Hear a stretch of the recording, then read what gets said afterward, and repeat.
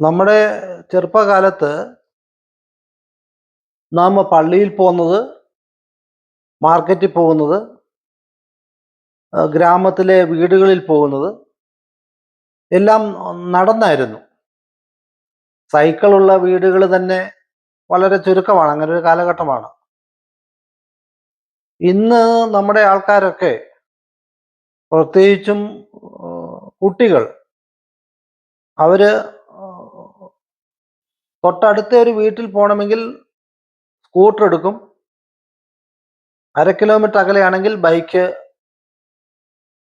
Bike എടുത്ത് അവർ യാത്രയാവും. ഇതിൻ്റെ എല്ലാം കൂടി ഒരു റിസൾട്ട് എന്താണെന്ന് ചോദിച്ചു കഴിഞ്ഞാൽ, ഒരു 40-50 വയസ്സ് കഴിയുമ്പോൾ ഡോക്ടർ ഒരു മരുന്ന് പ്രിസ്ക്രൈബ് ചെയ്യും. ആ മരുന്ന് നടത്തം എന്ന മരുന്ന് നമ്മൾ ചികിത്സയ്ക്കായി ഉപയോഗിക്കുക. നടത്തം രാവിലെ എഴുന്നേറ്റ് 2 കിലോമീറ്റർ നടത്തം, ചിലവർ വൈകിട്ട് നടത്തം.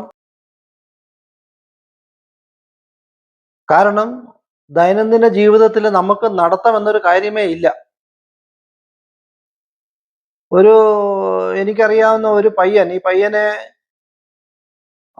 അവരുടെ പിതാവ് പാല് വാങ്ങിക്കാൻ വിടുന്നു. പാല് വാങ്ങിക്കാനായിട്ട് 500 മീറ്റർ നടക്കണം. അപ്പോൾ ഒരു സഞ്ചി എടുത്ത് 2 കവർ പാല്, ഈ 2 കവർ പാലുമായിട്ട് തിരികെ പുള്ളി ഒരു ഓട്ടോയിലാണ് വരുന്നത്. അങ്ങോട്ട് നടന്നുപോയി, ഇങ്ങോട്ട് നടക്കാതെ ഓട്ടോയിൽ വരുന്നു. 500 മീറ്ററേ ഉള്ളൂ ദൂരം. കാരണം എന്താ എന്ന് ചോദിക്കുമ്പോൾ പറഞ്ഞത്, 2 കവർ പാലില്ലയോ. നമ്മൾ ബന്ധുമിത്രാദികളുടെ വീട്ടിലൊക്കെ കാറിൽ പോയി മുറ്റത്തിറങ്ങുന്നു, അല്ലെ ഓട്ടോ പിടിച്ച് മുറ്റത്തിറങ്ങുന്നു. വീടിന്റെ മുൻപിൽ ഓട്ടോയിൽ പോയി ഇറങ്ങുന്നവര്, അല്ലെങ്കിൽ സ്വന്തമായ കാറുള്ളവർക്ക് വീണ്ടും മുമ്പിൽ കാർ അങ്ങോട്ടൊന്നും പാർക്ക്, എത്ര ട്രാഫിക് ആയാലും വീണ്ടും മുമ്പിൽ തന്നെ പാർക്ക് ചെയ്യത്തുള്ളൂ. കാരണം നടക്കണമല്ലോ. എൻ്റെ അമ്മയുടെ വീട് കറ്റാണം എന്ന സ്ഥലത്താണ്. ഈ കറ്റാണത്ത് നിന്ന് വീട്ടിലെത്താൻ, പള്ളിക്കൽ ഭാഗത്ത് എത്താനായിട്ട് ഏകദേശം 3 കിലോമീറ്റർ ഉണ്ട്. ഒരിക്കൽ പോലും ഓട്ടോയിൽ പോയതായിട്ട് ഓർമ്മയില്ല. ഒന്ന് അമ്മയുടെ വീട്ടിൽ പോകുമ്പോൾ അമ്മയും ചിലപ്പോൾ കൂടെ കാണും. അമ്മയും കറ്റാണത്തിറങ്ങി നടക്കുകയാണ്. അവിടേക്ക് അന്ന് ഓട്ടോ ഒക്കെ ഉണ്ട്. 3 കിലോമീറ്റർ, അതൊരു ആസ്വദിച്ചാണ് ആ നടത്താം. കയ്യിൽ ചെറിയ ഭാരമൊക്കെ ഉണ്ടാകും. ഈ അമ്മയുടെ സഹോദരങ്ങളുടെ മക്കൾക്ക് വേണ്ടിയുള്ള പഴം അല്ലെങ്കിൽ എന്തെങ്കിലുമൊക്കെ ഐറ്റം ഈ ബാഗിനകത്ത് കാണും. ഈ ഭാരവും ചുമന്ന് 3 കിലോമീറ്റർ നടക്കുന്നു. അങ്ങനെ അന്ന് അക്കാലത്ത് ഈ ഓട്ടോ പിടിക്കുന്നതിനെ പറ്റി ഒന്നും ചിന്തിക്കാനേ സാധിക്കുന്നില്ല. ചെറുപ്പകാലത്ത് പള്ളിയിൽ പോകുന്നത് നടന്നാണ്. ഏകദേശം അതുകൊണ്ട് 1 കിലോമീറ്റർ ദൂരം. മലയിൽ കൂടി നടന്നു പോയി കഴിഞ്ഞാൽ 1/2 കിലോമീറ്റർ ഉണ്ട്. മല കയറി ഇറങ്ങി പോകുന്നു. ചെറിയൊരു മലയാണ്. ഇന്ന് ആരെങ്കിലും അങ്ങനെ നടന്നു പോകുന്നുണ്ടോ? 15 വയസ്സ് മുതൽ 50 വയസ്സ് വരെ നടക്കാതെ ഒരിടത്ത് മാത്രം ഇരുന്ന് ജീവിതം നയിച്ചതിനാൽ 50-ാമത്തെ വയസ്സ് മുതൽ മരണം വരെ നടത്തം. ഒരു ഉദ്യോഗസ്ഥനെ ഞാൻ ഓർക്കുന്നു. അദ്ദേഹത്തിന്റെ ശമ്പളം 1000-ൽ താഴെയാ. പഴയ കാലമാണ്. എങ്കിലും 500 രൂപ ജീവനക്കാരും ബസ്സിലൊക്കെ യാത്ര ചെയ്ത ഓഫീസിൽ എത്തുകയാണ്. ഇദ്ദേഹം എത്തിയേന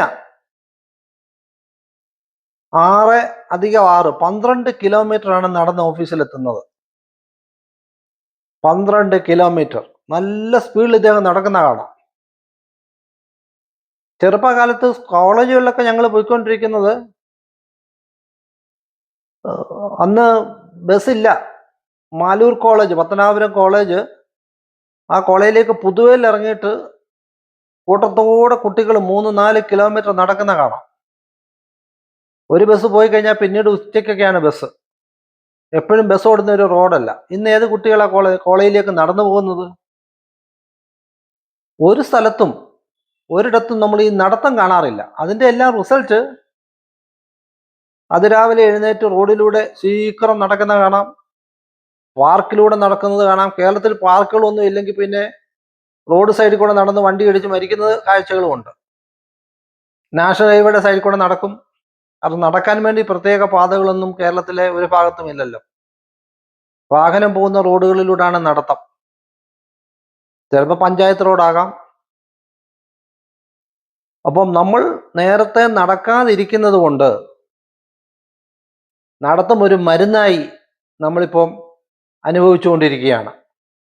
സ്വകാര്യ സ്കൂളിൽ ജോലി ചെയ്യുന്ന കുറെ അധ്യാപകർ, ഇവർക്ക് ശമ്പളം മാസം 1000-ഓളം രൂപ. ഒരു 40 വർഷം മുമ്പത്തെ 1000 രൂപ വലിയൊരു തുകയാണ്.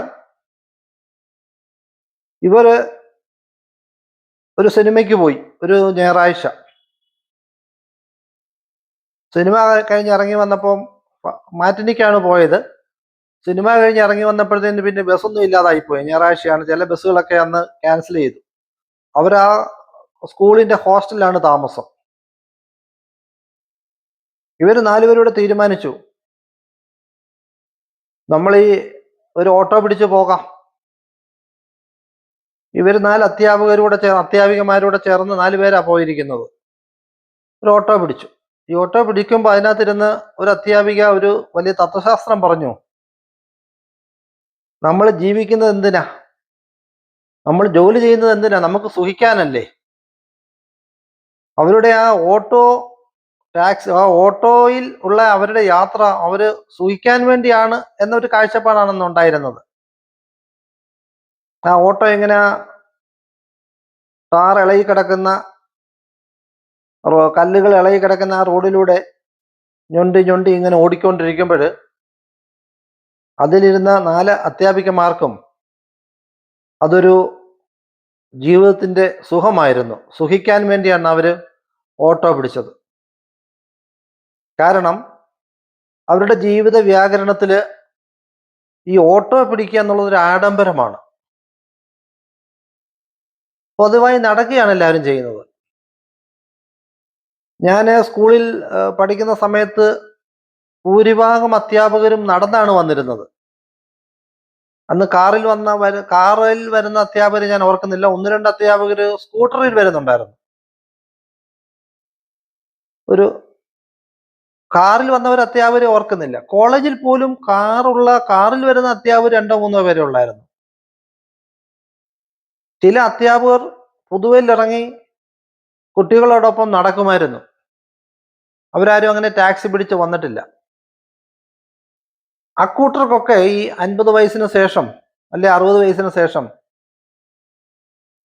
5-10 കിലോമീറ്റർ, രാവിലെ 5 കിലോമീറ്റർ, വൈകിട്ട് 5 കിലോമീറ്റർ, അങ്ങനെ ആകെ 10 കിലോമീറ്റർ നടക്കുക അല്ലെങ്കിൽ ഓടുക എന്ന മരുന്ന് ഡോക്ടർ കുറിച്ച് കൊടുക്കുമോ എന്ന് തോന്നുന്നില്ല.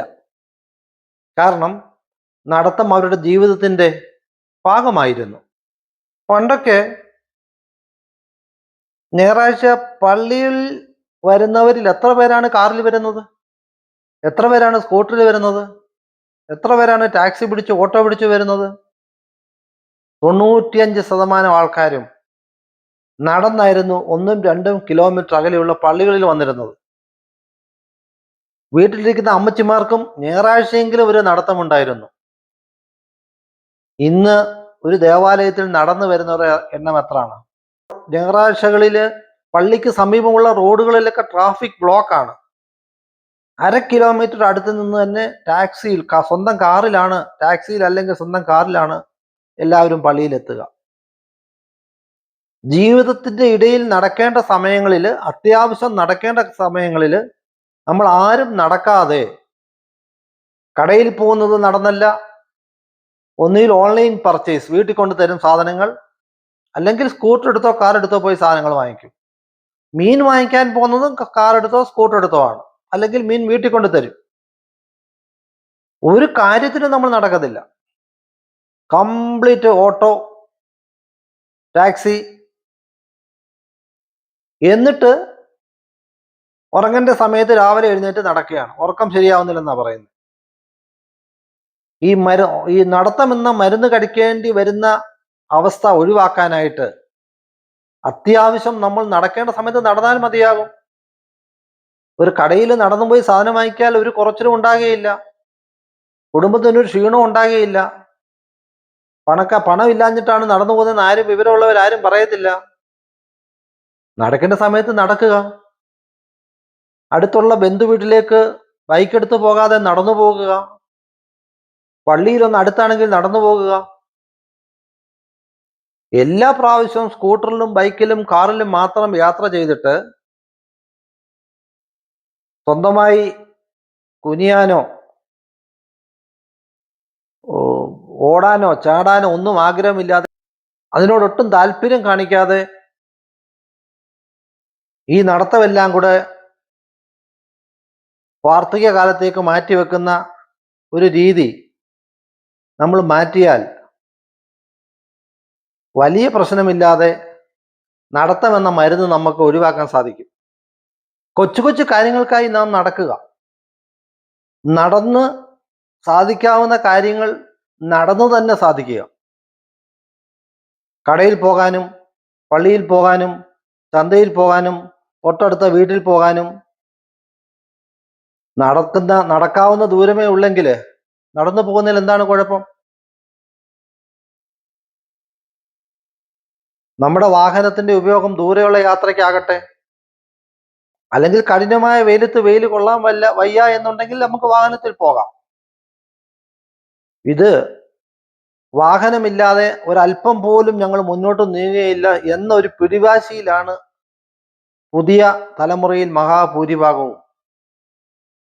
സ്കൂളുകളിൽ നടന്നു പോകുന്നില്ല. വീട് മുറ്റത്ത് വണ്ടി വന്നാൽ മാത്രമേ ആ സ്കൂളിലേക്ക് കുട്ടികളെ ചേർക്കുന്നുള്ളൂ. വീടിന് മുന്നിൽ വണ്ടി വരണം. ഇതിന്റെ എല്ലാം കൂടെ റിസൾട്ട് എന്താ ഉണ്ടാകുന്നത്?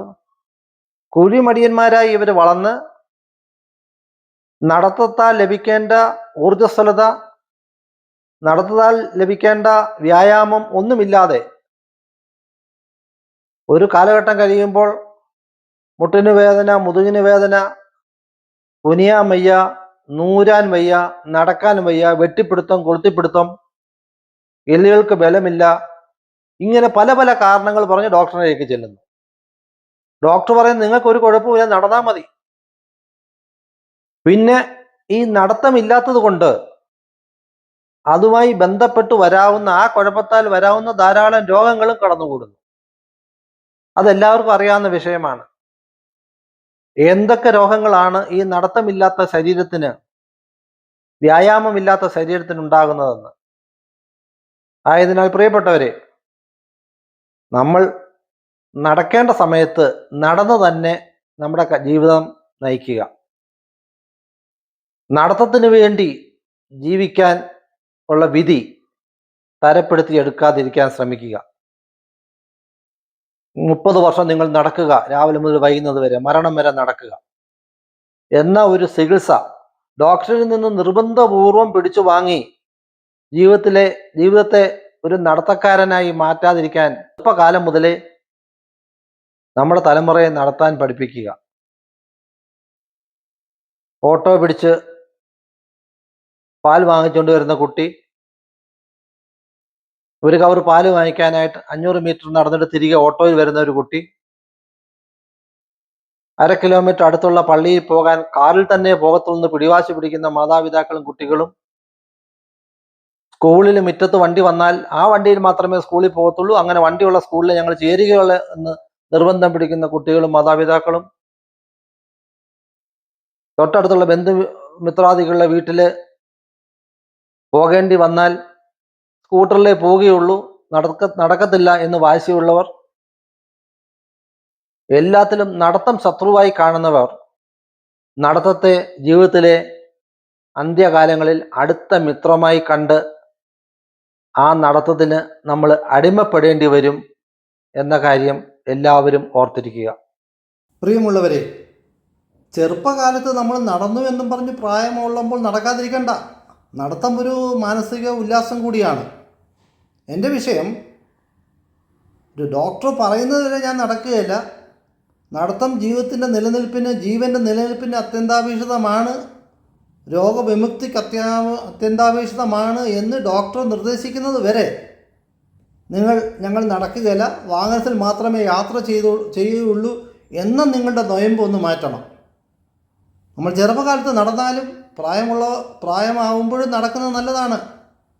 ആ നടത്ത ആരോഗ്യത്തിന് മാത്രമല്ല, മാനസിക ഉല്ലാസത്തിനും നല്ലതാണ്.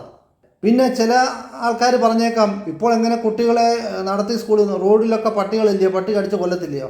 അതൊരു സത്യമാണ്. പട്ടികൾ കടിച്ചു കൊല്ലുന്നുള്ള കാര്യം സത്യമാണ്. അത് നമുക്ക് മറച്ചു വെക്കാൻ പറ്റുകയില്ല. ഞങ്ങളുടെയൊക്കെ ചെറുപ്പകാലത്ത് തെരുവ് നായ്ക്കളൊന്നും അവിടെ ഇല്ല, കാണാനില്ല. റോഡിലെങ്ങും സുരക്ഷിതമായി വരാം. ആയതിനാൽ കുട്ടികളെ നടത്തി സ്കൂളിൽ അയക്കാൻ ഇപ്പോൾ നമുക്കാർക്കും ഉള്ള ധൈര്യം ഉണ്ടോയെന്ന് തോന്നുന്നില്ല. കാരണം റോഡ് നിറയെ തെരുവ് നായ്ക്കളാണ്. എവിടെ പോയാലും നിറയെ തെരുവ് നായ്ക്കൾ.